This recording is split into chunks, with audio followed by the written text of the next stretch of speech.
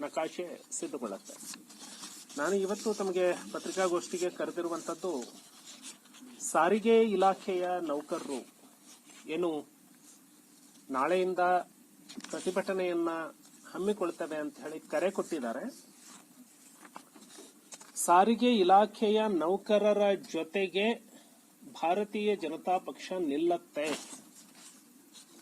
ಎರಡನೇದಾಗಿ, ಸಾರಿಗೆ ಇಲಾಖೆಯನ್ನ ಸಮಾಧಿ ಮಾಡುವ ಮಟ್ಟಕ್ಕೆ ಈ ಸರ್ಕಾರ ಬಂದು ನಿಂತಿದೆ.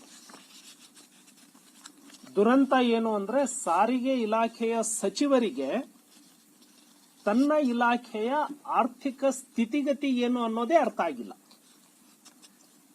The transport minister doesn't knowing the fiscal position of his department. ತನ್ನ ಮಾನ್ಯ ರಾಮಲಿಂಗಾರೆಡ್ಡಿ ಅವರು ಪತ್ರಿಕಾಗೋಷ್ಠಿಯಲ್ಲಿ ಹೇಳ್ತಾರೆ, ಬಹಳ ಲಾಭದಲ್ಲೇ ನಡೀತಾ ಇದೆ ಅಂತ.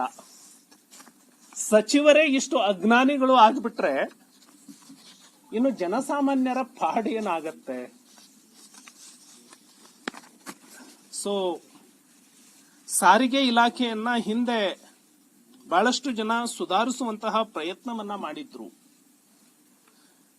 ವಿಶೇಷವಾಗಿ ನಿವೃತ್ತ IAS ಅಧಿಕಾರಿ ಉಪೇಂದ್ರ ತ್ರಿಪಾಠಿ ಅವರು BMTCಯ MD ಆಗಿದ್ದಾಗ BMTCಯನ್ನ ನಷ್ಟದಲ್ಲಿ ಇದ್ದಂತಹ ಸಂಸ್ಥೆಯನ್ನ ಲಾಭಕ್ಕೆ ತಂದ್ರು.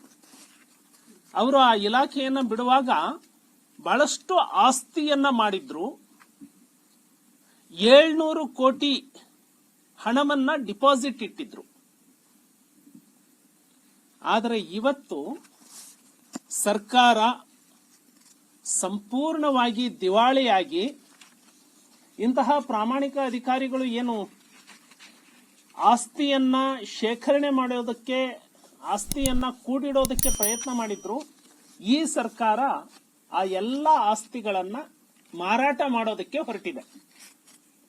ಮಾರಾಟ ಮಾಡೋದಕ್ಕೆ ಕಾರಣ ಏನು ಅಂದ್ರೆ, ಅಧಿಕಾರಿಗಳಿಗೆ ಸಂಬಳ ಕೊಡ್ಲಿಕ್ಕೆ ಆಗ್ತಾ ಇಲ್ಲ ಅಂತ.